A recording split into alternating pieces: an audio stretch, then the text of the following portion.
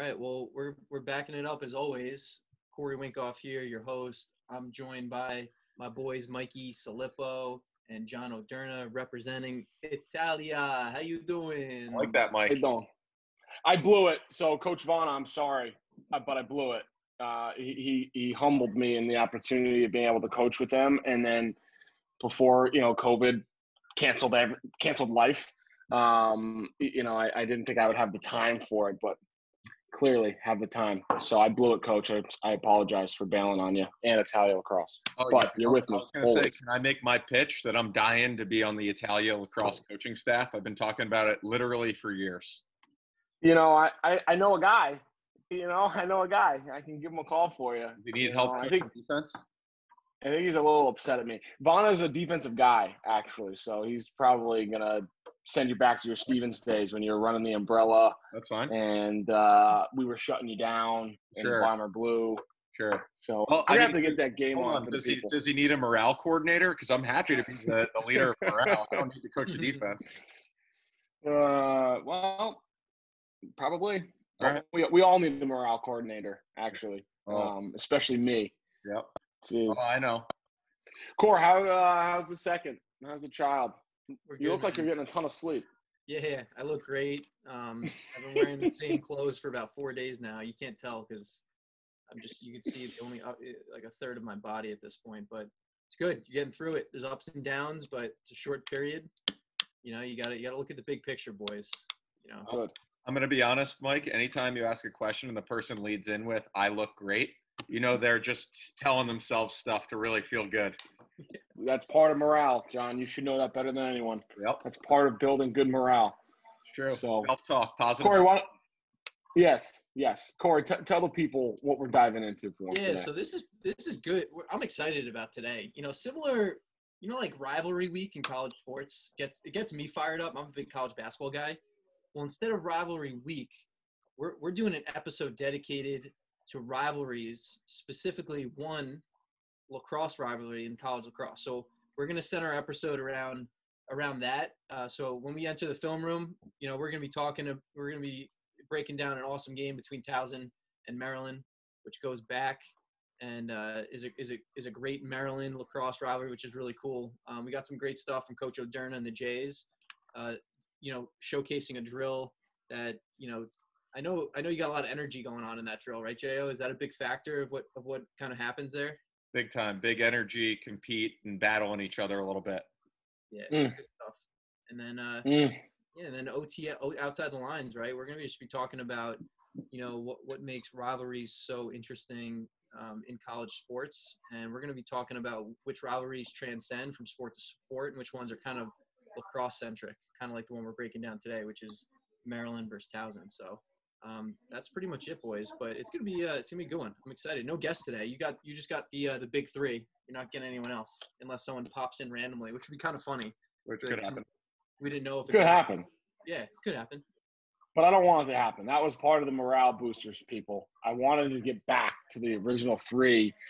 I like our guests, and no disrespect to our guests and our future guests and any guest that is a guest, but get back to our roots. That's it. You got Ray Allen, you got Jo as Paul Pierce, and you got Mikey Salippo as Kevin Garnett. Wow, I get to be KG. I would have switched Mike and I, but I still feel like the roles are pretty appropriate. I think it's just more because I'm the angry one who will tell you how it is. Yeah. To the people, they think that I'm nonstop yelling at them when I text them, and it's garbage. It's so soft of these two. Also, wasn't Kevin Garnett's nickname the Big Ticket? Because I could see you self-proclaiming yourself the Big Ticket. I'll have to Google that and back it up. I don't know. I think with Paul being the truth, right? I think that might fit as well. So it looks like you might just end up being Scalabrini, John, on the bench, and me and Corey can play the big three. That's fine. I would love to be Scalabrini. Still got a ring. Yeah, he's a legend. I'll tell you what. He's a legend in the city. So, well, let's get that toughness drill. Make me tougher right now, John. I just please. Yeah, I'm ready. Dying. Let's go. All right, what we're getting into today is a little bit of a toughness progression that we do with our guys. First is 2-on-2 trash can ground balls. So you guys can see this trash can sitting right at the high crease. We have one line of O, one line of D on both sides. Coach Kelleher, this is a great conditioning drill for him. You'll see him pretty active here, getting his movement so he doesn't get run over. Yeah, he's got his joggers on. Yeah, Coach Raboni and I are bringing the juice top center.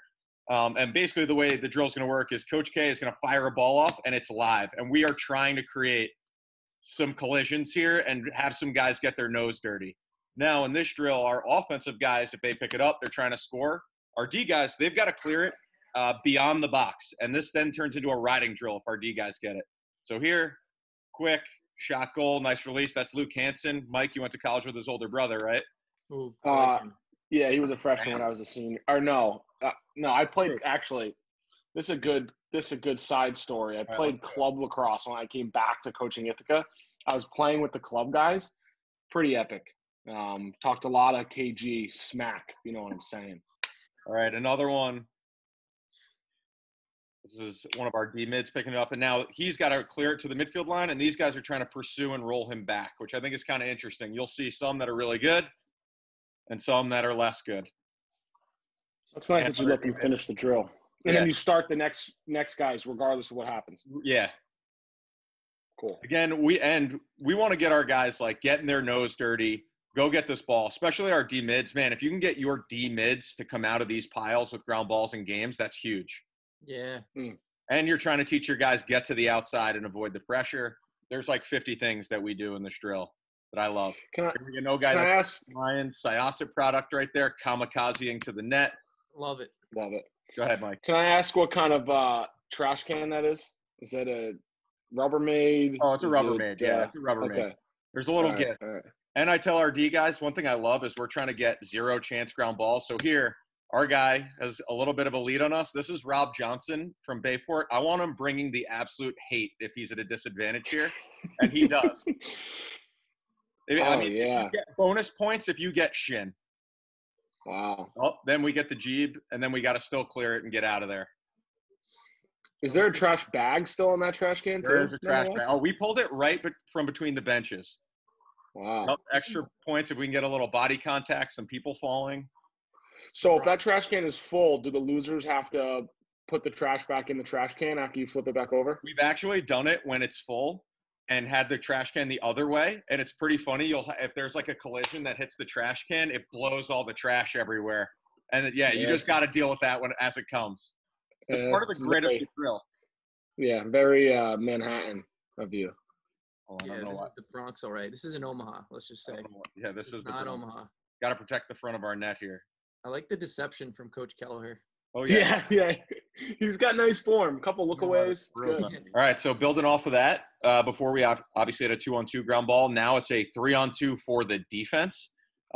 Same ideas. Our thought process is here. One, defensively, we got to protect the front of our net so that we've got to be efficient in front of our net, picking up ground balls and clearing them. Offensively, it's not very often you pick up a ball in front of the net and then like dodge and score. If you can pick one up and slam it, you slam it. Otherwise, pull it out and just get to space so it's a little more realistic. And like I said before, trying to ride back, trying to roll guys back on the ride, and pursue and never quit on the drill. So hopefully you see a couple of those guys riding to the midfield line here, getting after each other. Coach O'Derna, question. Yeah, what's up? Do you give the disadvantaged white team an incentive to like pick it up and like get outside the box away from pressure, or are you just saying like your goal is to score off these ground balls and get to it's either. If you can pick it up and score, awesome. If not, if you're not in a spot to actually try to score a goal, we'd rather you pull it away and retain possession than try to like swim and dodge everybody. Like here, you're not slamming that in the net. You're just pulling it out and getting us possession. And then drill's over. Got it. Yeah, and the drill just ends. Cool. So it's the reverse of 3v2 in the fan, John. Yes, just with a defensive advantage so the D can work on the ground ball. But here, like, we want to turn this guy back. We get the roll back. If we can force them to make a lateral pass, the O guys have won the drill. That's awesome. That's cool. Looks like we'll have to do another rivalry day where I show that one. Yeah, you do the counter. All right, so basically those are two real quick ones that we do pretty often. Obviously we like to do a lot of ground balls day to day, and one to really get the guys' juices flowing. Sometimes we'll kind of get into that stuff early and then use that to sort of like spin us off into more bigger picture stuff. But to get the energy up, if we get a little bit of a scrap, that might be a good thing too every once in a while. So we do want to get the boys fired up and get them after each other. Is there like a frame, like a body type that you guys recruit that's like that guy, he's built to pick up ground balls? Obviously the toughness, like you need the toughness piece, otherwise you're not going to be able to pick up a ground ball. But like, are there certain guys where you're like, that they're like built to like just scoop up everything in and around them? I feel like I don't know. What do you think, Slip? No, I this is interesting because I'm because of the NCAA dead period, they control our lives. I've been coaching youth, which has been fun, but I was having this conversation with Casey Martin, who worked at Michigan, and Scott Singer, who worked at Colorado College. Good guys, 3D guys.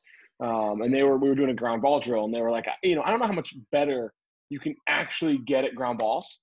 Like some guys, like you can obviously teach the skill and get your butt end down and how to do one-hand ground balls appropriately, whether you're choked up or you're reaching for it in speed or whatever the situation is. But the act of actually getting the ball in your stick, I think you can like how much better is a guy actually going to get at that? Because a lot of guys, to your question right there, is like they have a knack for it, like hockey guys, or they're just tough and they don't care if they get their butt kicked when they're in the middle of, Rob Johnson throwing a haymaker because he's 2 steps behind and on my shin, and do I feel it or not? Our captain at Italy used to say all the time before Cortland games, like, you can feel the pain after it, but during the game, you don't feel nothing, and it's like, yeah, well, no, I still remember it, but it's just interesting to see, like what you guys think, how much better can you really think you can get at ground balls by doing all these different types of drills versus getting tougher, right? I agree with you, Mike. One thing that I say to our guys a lot is ground balls are 50-50. They're 50% your technique and they're 50% straight up mental. Like that's my ball. I felt like I got to be a much better ground ball player when my attitude changed from somebody will get that ball, maybe me, to that's my ball. And that's got to be a little bit of a willingness to get checked, like you said, maybe soak one off the shin. And you know what? When you have that bag of ice in your shin and your boys are celebrating with you, you'll be pretty happy. So I think it's such a mentality thing rather than a technique thing. But I agree with you. There's obviously techniques. You got to get down. You got to drop your hands, all that stuff. You got to scrape your knuckles. But at the end of the day, you got to be willing to get checked, and you got to be willing to go in there and get the ball rather than stand on the outside and wait for it to get to you. Yeah. I was just going to say, Joe, I would argue too, like your physical stature and like how you're built can have a factor if you have those 2 things as well. Just because I think if you're tough and you have the technique, but you're low, like you say it all the time, right? Especially Slip, you talk about coaching youth kids, like the low man wins. You talk about these like little techniques that help. There are certain guys that are just built and they're lower to the ground generally. Their arms might be a little longer, like they're a little more flexible. They can get to like in awkward positions and pick stuff up. So I don't know, when I see that combination of the 3, it's like it's cool to see like incredible ground ball guys. I'm sure you guys have them on your team too. No, I agree. I think the analysis on both sides is right about ground ball guys. Because a lot of people in America, are teaching the field game are like, don't rake it, and the Canadians are like raking it and throwing it down your throat on the crease, So it's just, I think it's all like to each their own type of deal. But it's I really like the 50% technique, which is a 50% mental. Because I have like flashbacks when I was a freshman and Longman was screaming at me because I missed a ground ball in the wing because I was, I kid show footed it, and for a week, you're 6'2", 200 pounds, and you're the biggest kid show for a week until I had to prove them wrong. Great analysis, boys. Love it. Yeah, let's do it. Let's get into this rivalry day. So set the stage. Towson, Maryland. We are at the University of Towson. We are in the NCAA tournament. This is just sexy. It's 10-9 Towson, who's wearing their gold and black old school with the white helmet. Maryland in the all red. How you doing? Looking pretty buttery. I like that look. Towson's showing some zone. Doesn't seem like that's in their DNA, but what do I know? Oh, that was quick. That was quick. That was quick. How you doing? I love just from an offensive perspective here, I'm a big pick guy in zones. You know, I think it's a big basketball concept that, I've kind of brought into lacrosse, and obviously coaches using it here, where you're forcing some sort of rotation because you're bringing two to the ball. You know, I love the on-ball pick and then the off-ball pick and then the how you doing. I like how That's the a sneaky picker, little initial set play picker there. about that. Mike, can you run that back real quick? I just want to talk about it Yeah. defensively. What I like about it, what I like about it offensively against the defense is a lot of guys have a tendency as they move the ball here, might go when they throw the pass freeze. A lot of guys have a tendency that's like their deep breath moment. Like I was just on ball, was just in my zone, and it's moving away from me. A lot of guys, that's their deep breath moment because they don't expect the ball to come back to where it just came from, right? So you see that top defender relax a little bit here. And you talk about it, Mike, understanding the principles. He, in his mind, is doing his job, right? He's kind of honoring this cutter. And then Maryland attacks it at the exact right time by flooding that area with somebody else because he hasn't looked back in a little bit. Right.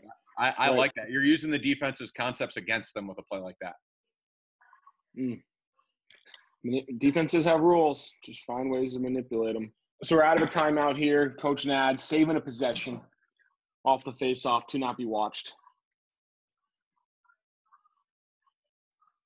Great posture here, Jo, right? Yeah.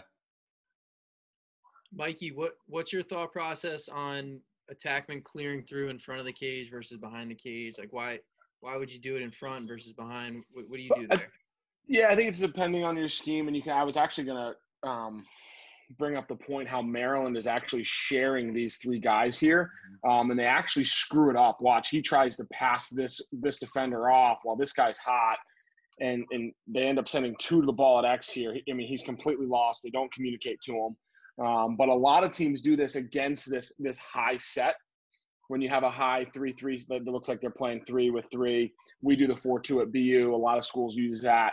And you kind of coordinate a defense and just run based on these guys. You're not worried about matchups. You're playing spots, holding spots, like Coach Moderna talked about a little bit.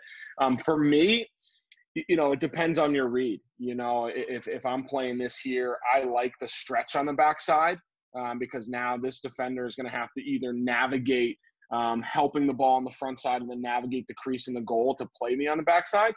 But the front side, what I call a frogger to kind of the C cut where he kind of comes back, can manipulate as well, especially because you're crossing the face of the defender, forcing him to make a read. Mike, what's interesting about that motion there too? You got to wonder if earlier in the game they were running more of a traditional triangle because if they were, these guys are holding the three spots in a triangle. But because they aren't really running a straight up triangle, it's the two backside are exchanging while the front side cuts in. It's not a traditional three-man triangle rotation. So the ball side guy and the backside guy actually think they are passing their guys, but they end up with only one at X, so they guard both at X, or they both guard the one at X. You know what I mean? You wonder if Coach Ghilardi, out of the timeout, decided to draw up something different to show something new here, and Maryland applied the rules that worked earlier in the game against it. Interesting. This is exactly what Coach Ghilardi came out of the timeout with. Pass up, lose it. Gotta love it. We got to get Coach G on the show, actually. Oh, yeah. He's great. He's a dude. We'll fire him. But there's nothing worse, especially when you have a defensive head coach, and I'm sure Ghilardi's felt this as I have. And Coach P, I love you, man, but under the bus. Where it's like, like the guy throws the ball away, and it's like, yeah, I told him to do that. That was it. That was the one. When you get the look. Yeah, when you get the look like what happened. I had that my first year. Cal Dirth, who's playing for the Cannons, and literally throws an adjacent pass while Hayden Rees is not looking, ball out of bounds, like going the other way. Coach Filippo, curious if you track this statistic, something we talk about with the youth a lot. Yep. Unforced turnovers at the offensive end, how many times do they result in goals in transition on your defensive end? Have you ever tracked that? No, I don't stat it. Once the ball goes the other way, I fast forward, just because as you guys alluded He's an offensive guy is what he's saying. Yeah. Yeah, but you only have so much time, But In the reverse, Coach Silbs has done the stat in how many times we fail a clear that a goal gets scored on that following possession. But, a lot of unforced turnovers do lead to some sort of number situation. But offensive guys are so dumb sometimes anyways that, they might bail and sub and give an unnecessary 65 or 54 because they don't want to play defense. So there's all sorts of things we could track on our end to how we screw up the defense. So I apologize for our defense or lack thereof. Oh, hi, Dawn. You run this back. Furman? You run this back to the beginning? Yeah, it's Fairman. Sorry, I just want to see what they're running out of here. Here's a BU poach classic. DeMeo sneaking the back pipe. Hi, Dawn. He's open. I'm curious if they anticipated zone out of the timeout. They might have. They might have, Coach. But this D mid looks like he wants to slide because he starts yelling at the guys behind him after this rollback. Well, I also feel like, I don't know, Coach. I also feel like Towson doesn't slide to their D mids, right? I mean, what years that they made that run to the tourney? I'm saying the best 2 D mids in the country. Right. We're just gonna play 6-on-6. That's why when we saw the zone, I was a little surprised. So now I'll tell you what, there's 2 here. There's no one harder to get by in basketball than Coach Nadalin. So I'm sure his guys' feet are exceptional. Dialed. Yeah, he's dialed. He's an awesome one-on-one defender in the hoop game. Ton of hip work with those guys. I stole some of their stuff that I saw he presented at the convention. Started doing it with our guys. It's a lot of really good stuff. Oh, that's a good time, John, for an IMLCA convention plug. Everyone should join. You should totally go. It's really good. Coach Myers, I got your back, man. We'll have to get you on Lafayette, give you some time to, plug all the great work you're doing. Seriously. Yeah, I hear that convention's taken off. It's cool. He's done a great job. Great job. There's other people that I forget too, but I don't know them and they don't know me, so it's erroneous, I guess, in my head. I think Coach Slippo, I think we need to touch a little bit of Brendan Sunday here, 24 for Towson, who's catching the ball. Oh, you mean this epic take from X? Well, he's a guy that had 0 points, didn't play as a freshman, that turned himself into an All-American as a senior. Right. And I think that's awesome. He was their dude. Oh, he was a lot of fun to watch. Total stud, super unselfish, as you can see here. And I think you're just alluding to working hard can get you into good spots, with your team, with your program. And, a lot of guys don't play their first year, and that shouldn't set you back. That should only make you hungrier, and good programs like Towson and Maryland that we're watching, there's a really good chance you're not going to play as a freshman. And even as a sophomore, you might not be, competing for that much time either. Love this look, though. Hey, Slip, J.O., can you guys elaborate on that? Why is it so impressive for a kid in college to not play as a freshman and then be an All-American as a senior? Slip, you want it? No, you got it. All right. Why is that impressive? I think because a lot of times guys are looking for that instant gratification, and Slippo just said it. If you go to a good program, every one of us as coaches, it's our job to bring in guys that will help our program. And when they do it, is different for every single guy. I think rather than comparing and looking outside, look inside and see what you can be doing better to help the team. And I think some guys do a really good job of it and other guys don't. And the guys that do the best job of it, the Brendan Sundays of the world, I think his story is so cool. The guys that look inside because they didn't get to play. I just looked up their stats. He's not on the stat sheet from his freshman year of college. So didn't even play in a game his freshman year. And he turned around and said, I'm going to make them put me on the field and I'm going to work at it. And I know this is a spot for me and I trust these coaches and all that stuff. So why is that impressive? I think it's because right now it's easier than ever to pack your bags and go somewhere else if you're unhappy rather than dig in, work a little bit harder. At the end of the day, all of us as coaches, we're going to put the guys on the field that we think help us win. Coach Kelleher always says he would play his mother if he thought she would get us a win.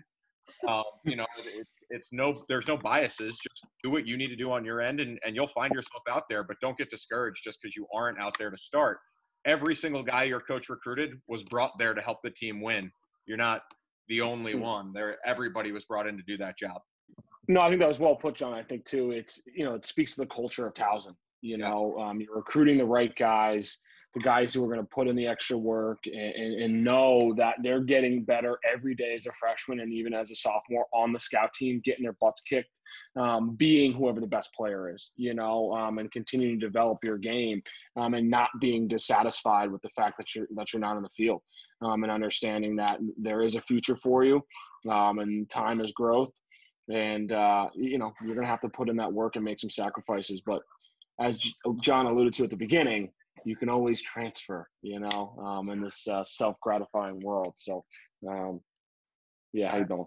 Guys, I'm actually going to fact check myself. I just looked up all 4 years for Sunday. His first year, he played in 5 games, had 0 points. His sophomore year, he played in 0 games. His third year, he played in 15 games and had 23 points. And then as a senior, he obviously started every game and finished the year with 74 points. So we will be posting that clip and tagging Brendan Sunday. Shout out. Love that kid. Yeah. Impressive. That is impressive. Sick.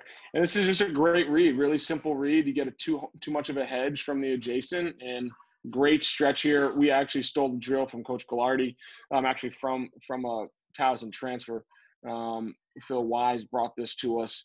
And it's just really good stretch play and really good fundamentals. Has his hips flipped the entire way. Really good ball. Don't even move your stick, 22. And catch it loaded, high to low. How you doing? You know why that's open there too, Mike? Because what did he do on the first dodge? Got up the field and turned the corner and tried to shoot and score. Jeez, John, you're great. Yep. That's why they have to show down. Yeah, locked in. John's umbrella offense. I think that's impressive. What's that? I said you should see your umbrella offense. The guy knows offense. He may not expose all of his cards in the show, but he knows it. Back to zone, folks. Back to zone. I don't love it. Well, it looks like Towson right now is trying to manufacture a stop just from where we picked up the game. Right. Yep. Right, because they've given up 2 back-to-back here. So pre-shot clock, are you running zone here at this point of the game if you're Towson? Down 1. I think you're doing whatever you need to do to get a stop right now. There's 5 minutes left. I don't think with the timer on and all that stuff, Maryland's going to be able to hold the ball for the last 5, and you've given up a goal the last 2 possessions. So I think the bigger paramount is staying down by 1, even if it means not getting the ball back until 3 minutes left. Well, this is 2019, so the shot clock is in effect. Yep. But it's interesting. My first year we were playing Army and we weren't getting stops in the third quarter, and we were struggling to score offensively as well in the playoff game. And Coach Toomey goes his own, and I look at him like, what? Like, why? He's like, just to give him something new. And they literally turned the ball over 2 possessions in a row. One on like a simple adjacent pass, just because they were thinking of getting into their zone set, and then they throw the ball away. And then we picked one off. So it was just an interesting change of play, the core, to speak to that. We kind of touched that with Coach Kerwin, right? When he talked about trying to approach zone like it's man. Oh, sorry. No. I mean, this is awesome. Is that a twister or you shoot that lefty? This is Brody McLean. He's a Canadian, actually a Stony Brook transfer. Oh, he just put it on the bottom triangle. How you doing? Low corner. Yep. 12-12. Ooh, that's under 3, folks. That's a God bless them goal. They're going to hit those. Right. Well, let's see. Towson with the rock. So now we're all knotted. We're all knotted. I love it. Give the ball to your guy. Yep, and he thinks it for you there. And he says, All-American. Plays like that. I mean, and they're playing against Maryland here. Like, every single defenseman on Maryland is like a prototype for what you want your defense to be. Yep. Right? And this kid is just taking kids to the rack. I think the entire state of Maryland applauded that goal. There must have been at least 10,000 people at this game. I know you can't see the stands, but it must have been rocking for this. So Towson's got a sweet stadium too. Towson just flipped it, right? They were down 12-10. Now they're up 13-12 with the ball. Yeah. Yep. I want to touch this. I think this is such a unique aspect of having the shot clock, right? So minute 50 left, you don't have the ball. You don't have to double, right? Right. If you let them run out the shot clock, you're going to get the ball back with 30 seconds left. And if you have a timeout, even if you don't, that's enough time to do something. I think some people you see chase the ball and chase the ball and chase the ball. I'm in the camp of let's stay down by 1 and know we're getting the ball back if there's enough time for us to do something after. No, I agree. Get it in the box. Now you just got to kind of sub quickly depending on it. No. Mike, can you run that in real time? Yeah. Sorry. This is sick. So there's got to be under 10 here, under 10 seconds. Oh, just cut me. Wow. Wow. All right, OT. Overtime, Towson with the first possession. No timeout, which I love. Let the kids play. Nads. He's an awesome coach. And they go right back to what got him here, right? Like right to Sunday. Yeah, right to that 1-4 look with the front pipe. Send a slide. Ball cut, back pipe, mirror. Slide comes. Oh, deflection. Hate to see it. Great hustle, though. Yep. He's got it. Oh, it's like, step in, son. Seven's telling him, too. He's like, you're open. You're like, go. He's like, what are you doing? That's so funny. I watched the Maryland tape before, though, and it's funny. Coach Till's actually got his start with Coach Long, and Longman loves to run.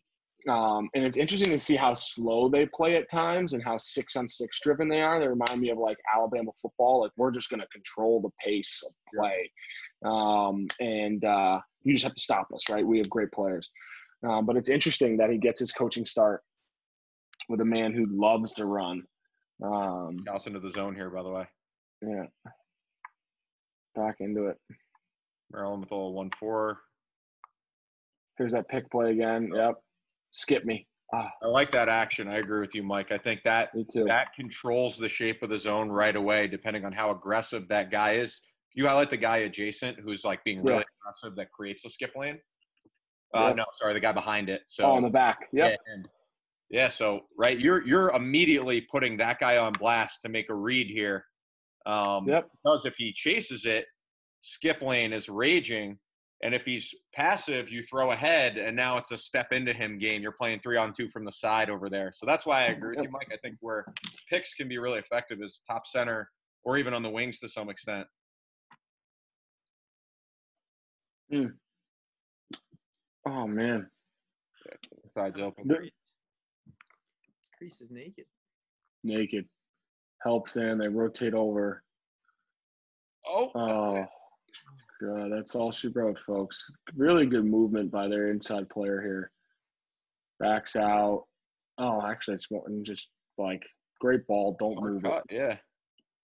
I'll tell you what's interesting here, Mike. If you go back, I know it's the game winner, and we all want to celebrate. But what's interesting is earlier when the ball got thrown ahead to X, when we were breaking down before, their guys were not going below the goal line, and they were just playing pipe to pipe. Whereas here, just freeze it when the ball gets caught at X and freeze. Before, they were taking the short stick who's now going behind the net and standing him right on the goal line. And then 30, the guy who gets front cut here, was standing on the goal line on the other side, and they weren't playing back there. So what's interesting is you wonder, was 30 like caught in between because he kind of stays on this half of the field and doesn't chase the cutter until he realizes he's open? Gets dragged up, it seems to me, Coach, on this. Yep. They don't pass this because there's two here, right? And then when they do a really good job of getting the ball behind, and there's a double crease in their rule set probably, which forces him inside, and he's there. They're getting no adjacent help inside from here or here. But sometimes good offense. By that. It's good offense. Yeah. Good offense beats a good defense every time. Sure. Just saying. Well, great game. That was Rivalry. a pretty epic game. That was the first time we broke down either one of those teams, which was fun. Yeah. Well, Corey, why don't you give us some outside the lines? Why don't you make John answer something very articulately and well? I love listening to John answer things articulate. Is that even a word? Articulately. Articulately. There we go. Yeah, no, Don't We're judge me. experiencing a coffee crash right here. yeah, we're slowing down. But you know what? Let's bring it home. Rivalries. Where do they come from? Jo, let's talk to you for a minute. How do you think rivalries in college sports, especially with lax, like how do they develop? And then maybe you want to give us an example, maybe of one that you have, because not every team has them. That's why I think like rivalries are great because it's not like every single program gets to experience that. It also gives a little bit of that like specialty, like hey, every once in a while this happens. It's not for everybody. You know, certain schools have it. That's why you might want to go to this school versus that school. So I'm just curious what your thoughts are on there, Jo. Yeah, I mean, I think there's a lot of factors that uh, add up to rivalries. I think you look at like a Duke UNC geographic rivalry. You look at a historical rivalry like a Hobart Cuse. Like, yes, geographically they're close to each other, but that's a historic rivalry, right? From when Hobart was a dynasty way back. You know, and I think, Mike, you had a really good point when we were talking about this earlier, is you don't have to be in the same league for there to be a great rivalry, right? I think it's just more you see a team, it's not one-sided. The same team doesn't always win the matchup. I think that feeds into a rivalry. I think sometimes it's funny. You'll see some teams will consider themselves rivals of someone else, but the other team always wins, so they don't view the other team as a rival to them, right? They view somebody else as Right. their rival. Mm-hmm. You know, so I do think that's always an interesting dynamic. So it's kind of cool where you see, you know, a back and forth and teams that don't always win the matchup. It's a cool development of it. Like I know, Mike, when we played Stevens and Ithaca, I think you were 3-1 against me in my 2 years there. Congrats. But I do think that in the years before and after, obviously that has balanced and that has continued to be a rivalry over the years. I know now, obviously, they're both in different leagues. Or even like if I look back at my college experience, our biggest rival, like when we were at Gettysburg, was Salisbury. They weren't in our league, but it always felt like when we played them, it was number 1 versus number 2 in the country, and it was the biggest game for us. We never talked about, you know, conference play. We talked about the Salisbury game, you know, and I think that's where it is always kind of unique where you are and kind of where you are in the grand scheme of things, you know. Corey, I'm sure for you at Penn, you guys had your versions of your rivals. I'm sure you viewed the Ivy League in general, but I'm sure there was even some Philly rivalries going on there too. I mean, I would love to hear your side of it.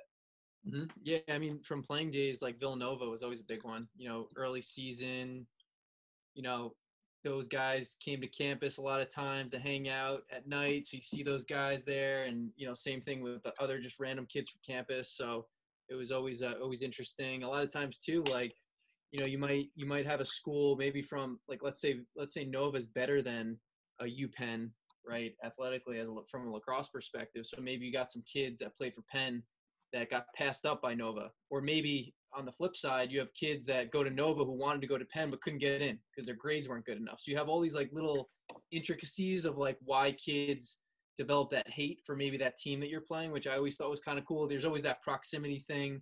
You know, maybe there's a recruiting thing. You know, maybe there's just like, hey, I know someone or I know what their culture is and I just don't agree with it. It doesn't jive with what I'm about, which is something that always got to me as a player and what fueled me. You know, it wasn't necessarily a specific person. It was kind of like, I just hate the arrogance. You know, sometimes I remember like we used to open up against Duke and there was always this air of just like, we're better than you. And it's like, all right, you might be better than me, but just like, I don't like it. And like, it pissed me off. So I don't know. It's interesting. It is for sure. And then there's always like you mentioned, Jo, you know, like there's teams like, you know, Penn Princeton's a big football rivalry. You know, it's huge. And, you know, in their level, in their class of football. In lacrosse, we looked at it as a rivalry because of that, because we would go to the football games and we'd see it, and there's a lot of history there. But in it was about 25-year run that Princeton, they beat us every year until I think my senior year, we knocked them off for the first time. So I'm sure Princeton didn't look at us as a rival, but we did. So it's pretty cool. It's also special, and it's also the preparation for it. Like that's the best part, in my opinion. It's like, you know, you could spend weeks thinking about it. It just gets you. It's not like something that everyone gets to experience. So it's cool. But how about you, Slip? What do you think about rivalries? I love it. I'm in the component where I kind of hate everybody. I think that's why I don't have many friends. But like, especially when you get to compete. But I think it's interesting because to John's point, like we played against each other in league. And even though that game meant so much more to us getting to the NCAA tournament than us playing Cortland, who was our one of the biggest rivalries in Division III. But like Cortland was always on a Wednesday, always Wednesday night. We never went to class. You know what I mean? It was like we're sleeping in, we're getting a good meal the night before, great lunch, like. Well, And that's all we thought you guys about. went to class normally. Yeah, of course. But, you know, it was like to what Corey said, like you had this like thing, like Duke thought they were like just better than you. And it's like Cortland, no matter what, thought they were tougher than you, like regardless, you know, and they had that like that air in them. And it was like, no, like who do you think you are? Like, you know what I mean? Like, so it was just, it's just awesome. And you get to play each other every year. And the game might not mean the difference of getting into your conference tournament or getting into the NCAA tournament, but it meant bragging rights for the next full year. Anytime you see somebody on the opposing team, or, you know, you see somebody on campus and, hey, good win last night, you know, and you had no clue who the guy is. You're just wearing a lacrosse shirt on. That was awesome. Just the camaraderie across campus, across all the sports. It transcended through the entire university when you beat those schools. So I loved that.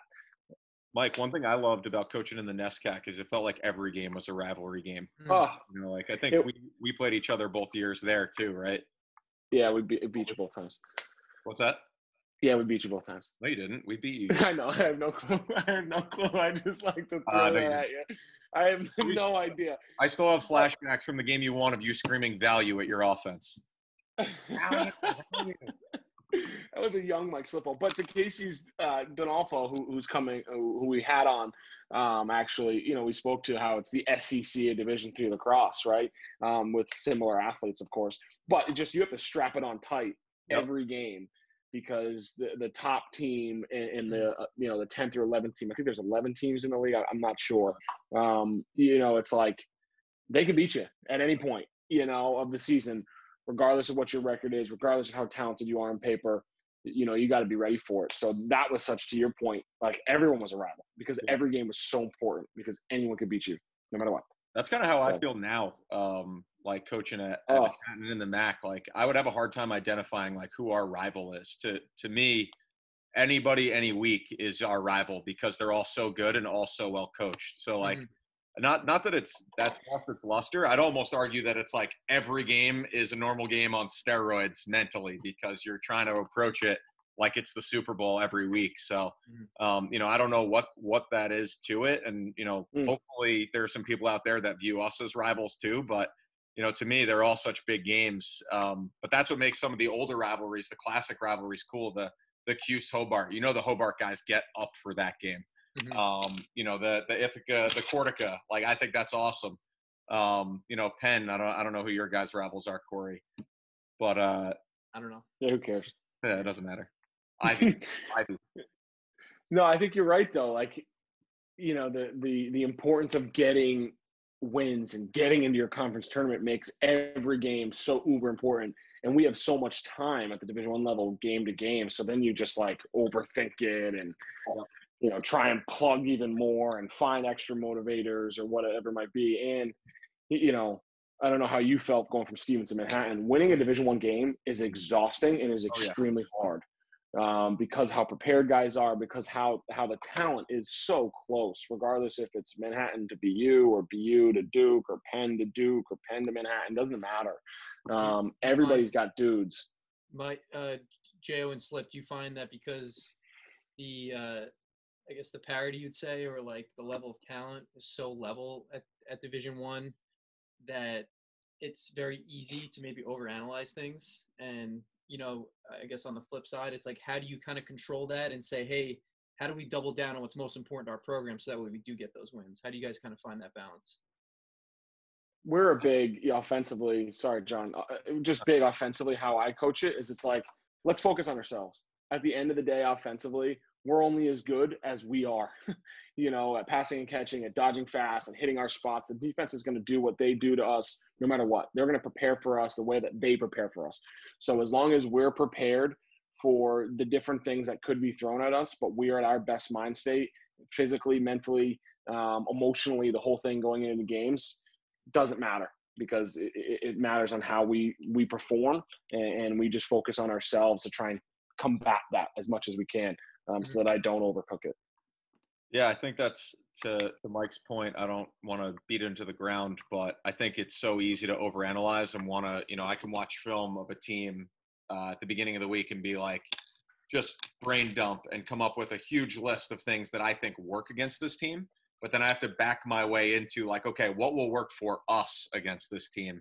And then how can I get our guys to sink their teeth into it? So one thing I spent a lot of time on early in the year is building options into our defense, like different ways to play different things and talking about how to do it and why you do certain things so that week to week, not that we're changing drastically, but that we can say, hey guys, if we apply, we talked about holding spots. If we apply playing dead this week against this team, that will give us the best chance to win. Now, if you guys feel more comfortable playing alive, we'll do it.